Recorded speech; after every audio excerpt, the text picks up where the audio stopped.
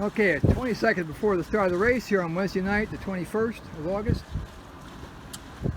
Got 10 seconds before the start.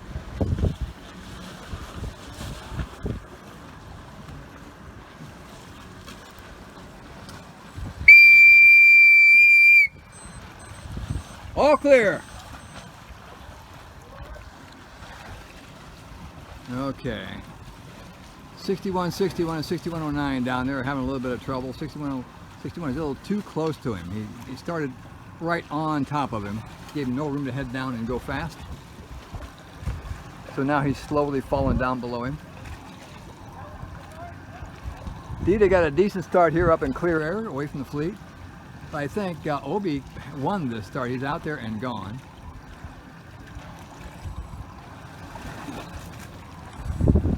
Okay, Dave, which is very unusual for Dave, is in the second row here. I don't know what happened with him, but he's pretty good at catching up, so we'll see how that develops. Okay, Obi tacked back to cover. Probably a pretty good plan. It'll be close between him and Dita, because Dita was sailing up here in clear air. Obi was tangled with the other boat there for a little bit. Not his fault. The other boat was just too close to him on top. But I think Obi's going to clear him just fine. Okay, Dave's building up a nice speed over here to get the boat moving.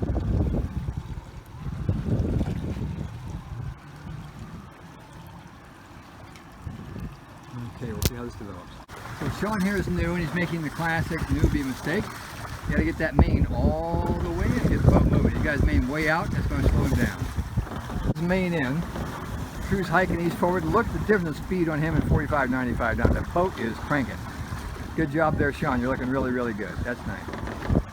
Okay, head to the weather mark. We are at the first weather mark. Dave's a little short on his lay line there. Had to tack, but he started, considering that he started in the second row, he's right there and doing very, very well. He went from second row start to weather leg there. Nice sailing, Dave.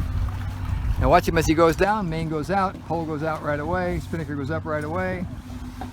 Going to force that spinnaker back to the pole, and it's going to fill.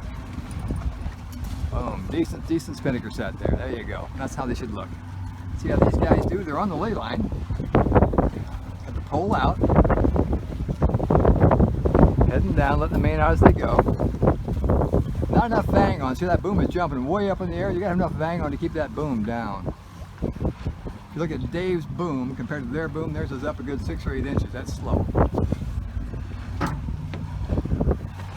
Okay, here comes Jorg in third place. Doesn't have a pole up yet, so he's going to be a little behind on his spinnaker set.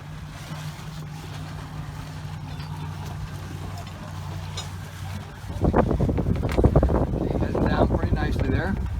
Got the main out, but he's really slow on the pole. If I were him, I would be putting the spinnaker up right now in spite of not having the pole up. Get the boat dead down, get it moving. Okay, here comes Dita and Hellcat around the mark. Again, no pole up on Dita. That's slow. So if Hellcat has a good start, or a good rounding, they can catch these guys. He had to pinch a little bit to get around the mark. Not letting his main out as aggressive and turning down as aggressive as I'd like. See, he's really sideways. You gotta get the boat down to fill that spinnaker. All that time you spend going sideways, you want to be going downwind. Not a bad set though. They got it up pretty quickly and filling, much quicker than Nick. Now if they get the boat headed downwind, it's going to help a lot. They're spending a lot of energy going sideways there. Uh-oh. Sean hit the mark there. On Wednesday nights, we don't worry about that kind of stuff, but that's frustrating when you're in a real race.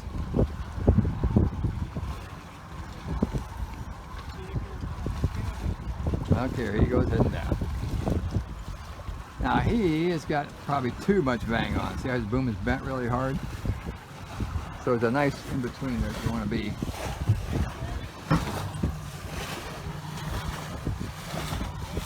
Here comes Ryan, pole up. Main's going out as he heads down. Spinnaker's got to be coming up. Here it comes.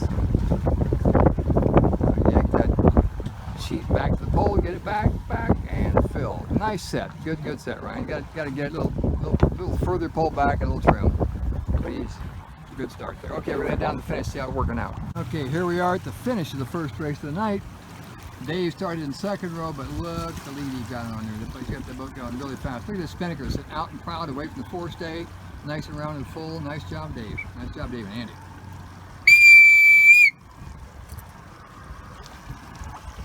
Okay, so here comes Obi. He's got a pretty good lead on the rest of the fleet. The rest of the fleet's very tight back there. So anything can happen up there. See if we can take a look at some differences here. If you look at Jorg's boat, the one with the white Spinnaker out in the lead, see how nice and full and round his Spinnaker is? One right behind him with the orange and red and yellow, same thing.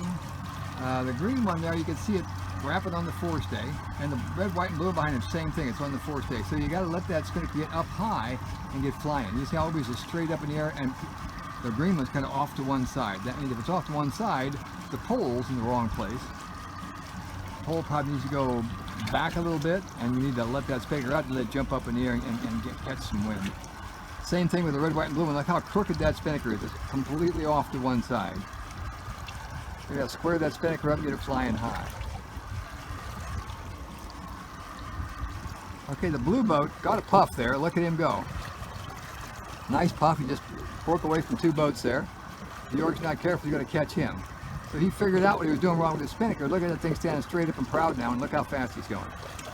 Big, big difference. And he caught a puff too. Let's be fair. He did catch a good puff of wind there that I don't think Jorg got yet. But Jorg, now his Spinnaker's trapped. Again, look at it's on the forestay. And look how crooked it is. Where he was doing a better job before. Now his is crooked. Oh, now next just collapsed. That's because the boats behind him just stole his air. So the guy behind him did a good job of getting his wind arrow right on top of Nick's Spinnaker, and that's going to help him. There goes Jorg. Okay, because of that bad air, Nick may lose this position here. It's going to be very, very tight. I think he lost that one just by a hair because he allowed those guys to steal his wind. He should have headed up or headed down a little bit to get out from under that cover. You got to see that one coming and either jibe away or head up a little bit and not make it worth their while to cover you. Okay, so goes the end of the first race of the night. Okay, my camera messed up so I didn't get the prep to that start, but let's take a look at it. All three of these guys back here, 6109, 175, and 3423, are way back in the second row, far, far too away from the starting line. The guy way back there is not even in the game right now. We've got 1, 2, 3, 4 boats that are, 5 boats that are out and started well.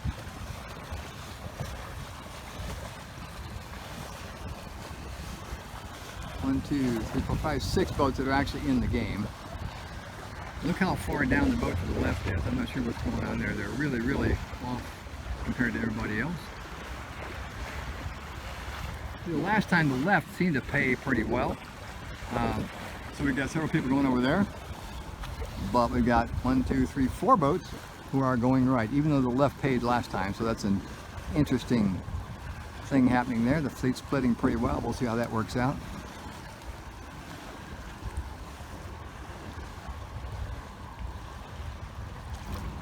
Okay, it looks like they went into a big header over there because the boats are all headed a lot lower than they were. So they really need to tack and get back on that lift. The boats that stayed behind just need to go. Big header, they had to tack on that thing, get back on the lifted tack. Okay, we have a nice rainbow behind the guys on the right there. That's kind of nice. Let's head up the course and see whether the right or left worked out better. You see over here, took my good advice from last time, but using it now. The wind dropped a good 4 or 5 knots, and now having that main all the way in is kind of slow. So we'll talk about that. The main out and the boat's moving a lot better. Unfortunately, the fleet's kind of gone on him, but he was just really, had the main in too tight for this light air and was poking it up too hard. You got to get the boat moving and then you can start worrying about point. Okay, so a good number of the fleet went right, a good number went left, but it sure looks like, again, the left paid off. Look how far ahead the guys are there crossing over. That left was definitely a better decision to make, I think, on this particular race. Okay, here we are at the Weather Mark, second race. Here comes Dave and Andy. They've got a very good lead on the fleet. They had to tack there just at the mark, so they didn't have a pole up. But you'll see that Dave doesn't care about that. Spinnaker goes up anyway. He's just expecting Andy's going to catch up with him. And she's good enough, she's going to do it. He's going to pull that line back, the pole, get the pole back, and then somebody's got to trim and that Spinnaker will be flying. There you go. Good pull. Good set. Good set. Okay, so we got a bunch of boats coming in here at the weather mark. The boat to the far left, I'm thinking he overstood a bit. These two guys understood a bit. The guy in the middle probably got the lay line just about right. So the guys that understood are obviously going to attack again. But the guy that overstood, he lost time going out, and he's going to lose time coming over. So that's an expensive thing to do. You really want to be on that line, not overstanding it. Okay, these guys are coming in on port, so they got to be careful. These guys that are on starboard have the right of way, so they got to make sure that they can get in there. They got to make sure they don't impede the other people at all. Okay, Dita did a nice inside move there. Gotta get that main out and get her headed down. Nice job on his part. Okay, these guys got to get this lured boat room to go around the mark. And they did so nicely. You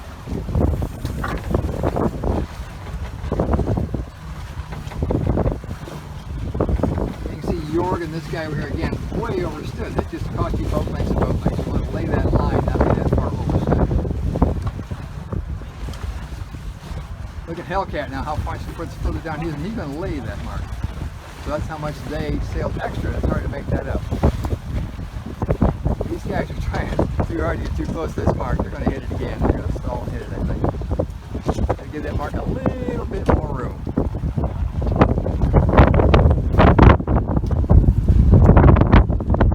The Hellcat just stopped at the mark. So you got to make sure you're not pinching so hard the boat just stops, because that's really expensive. Look how fast Lucky Dog is just going right on by there.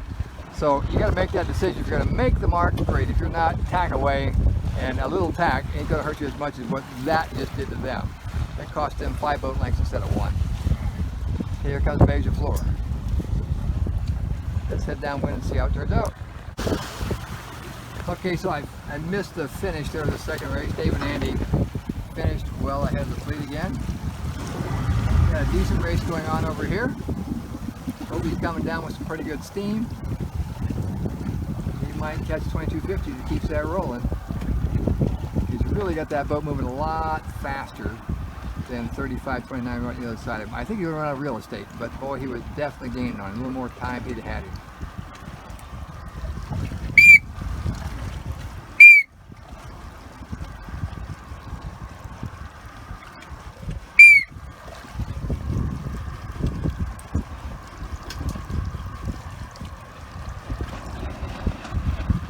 Okay, 2760 didn't slide her spinnaker this time. Here comes Jorg and Sean. Now Sean is our newbie out here, and he's ahead of 1, 2, 3 boats. So for his first race on his own, that boat, we'll take that. That's pretty darn good. Once he got the boat moving, he was able to catch some of these boats, and he went left, and some of those boats went right. And then those two things helped him out a lot.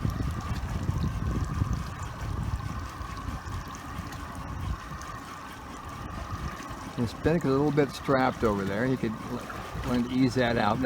Again, it's another thing that new people always do. You really got to let that spinnaker out and let it fly. See how the corner's way back by the main. I think he's standing up. Look at the boat behind him. The corner of the spinnaker is probably a foot in front of the mast. His corner of his spinnaker is back behind the mast. That's how much he's got it over trimmed. And that makes the boat really, really slow.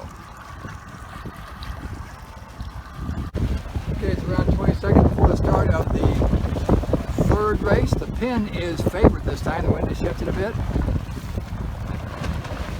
10 seconds. 5, 4, 3, 2, 1. A little early there, guys. Just a little. Okay. So 61:38, 61:61, we're way over early. Now I kind of messed up my whistle that time. Might have been partially my fault. Wednesday night, nobody cares. They'll race who's against them and who's beside them, that's all. Okay, let's see how it's shaping up here. Okay, we got some boats down here sailing in bad air. You can see 1, 2, 3, 4 of them. We're all sailing right in the wind shadow of one of the boats. When that happens, you just got to tack and get out of there. It's just a game match for the next day.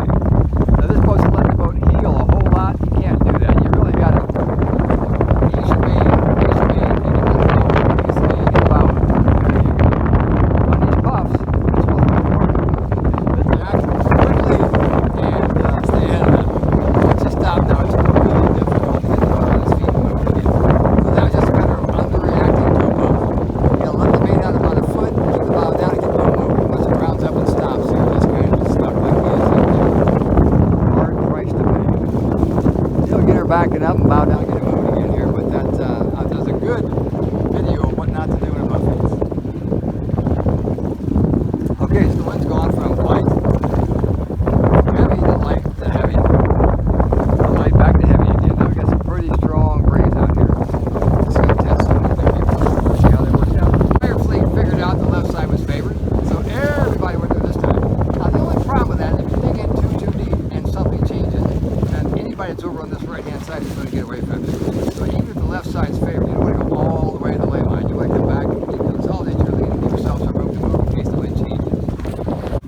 Dave's come back across the course here, get himself a little room for some maneuvering. He probably stayed a little deeper left than he wanted to, but the left was favored. He was in the lead, so he had to cover his competition. Look at those two stubborn people that decided they'd go all the way right, and they're just behind everybody over here. So you really want to, if left side's favored and everybody's going that way, you may want to be on the left side of them, but don't go to the other side of the course, because you're going to really get burned. Then we got the guy that dug in really left over here. It's going to hurt him too. We really want to stay in the neighborhood of the fleet and race against who you're there, because again, the wind changes in different parts of the course. So if you let them get away from you and they get better breeze, you can lose them just from bad luck. Okay, here's Dave and Andy, first around the weather mark again. Spinnaker's going up, pole's already out. Look at that.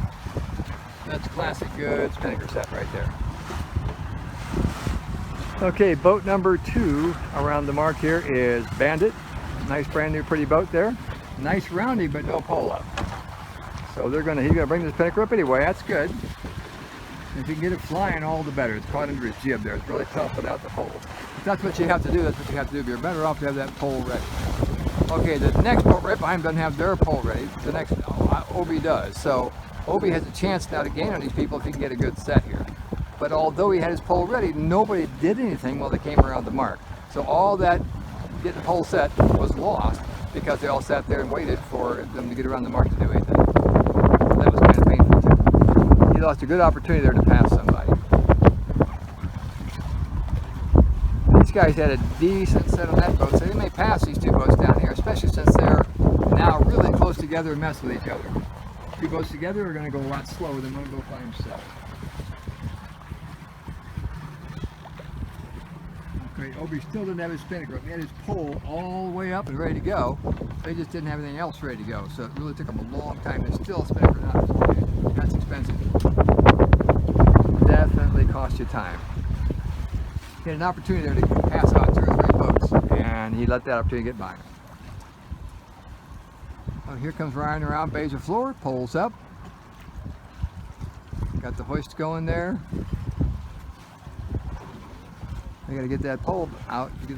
Pull it back, go, and set. And he's got a little wrap there he's got to figure out, but the spinnaker's up and pulling at least. Here comes Jorg again, no pole. And our last 2 boats. We have 10 boats out here tonight. Nice fleet.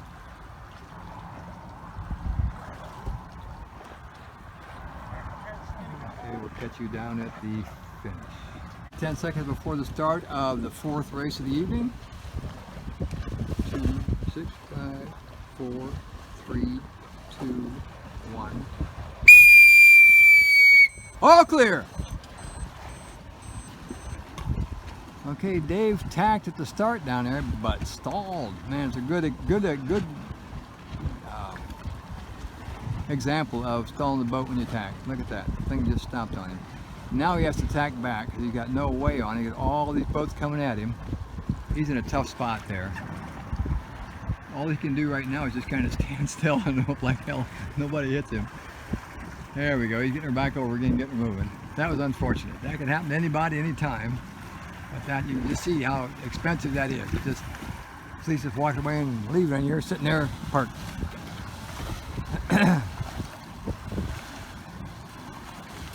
Ryan just tacked to get out of Hellcat's bad air. He was going faster than him, and he knew if he kept going, he'd be underneath him, so it was a good plan. Hellcat again just stalled this boat. Look at this jib caved in. And now he's going to attack with the boat stalled. That's really slow. Look how slow this is. You want to get down, get the boat moving, and then do your tack. You don't want to attack when you're stopped. It takes a long time to get that boat moving again.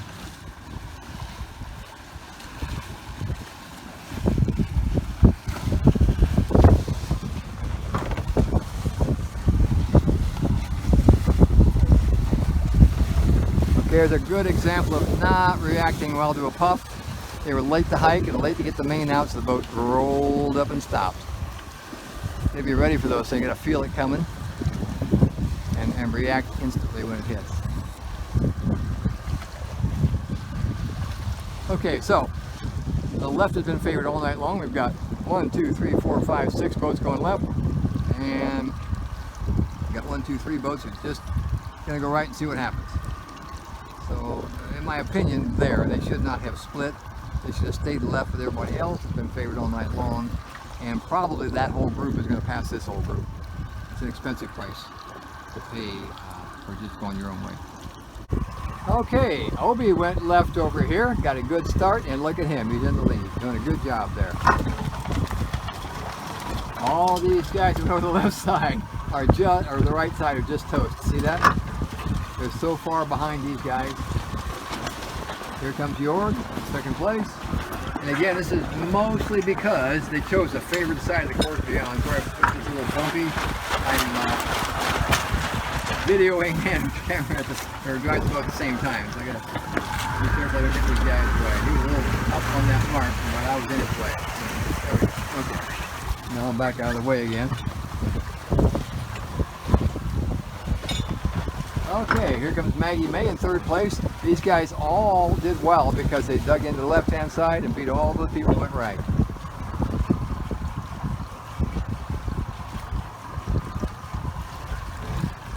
Okay, here comes Dave. Remember, he got stalled at the start. He went up the middle of the course, didn't favor one side versus the other, but because of his speed, he's still in the top 4.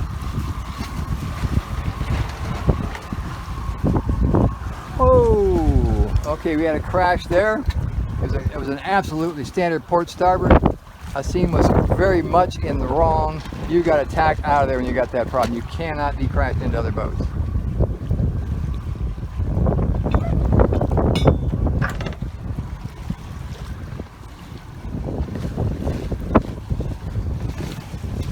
Can't be doing that, man. You got to go away from him. You can't cross him like that.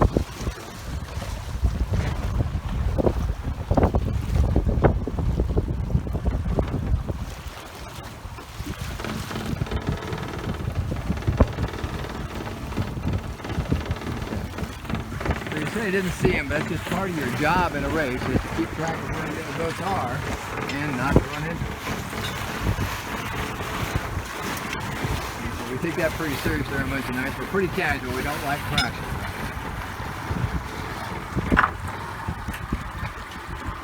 Okay, here goes Ryan around the mark.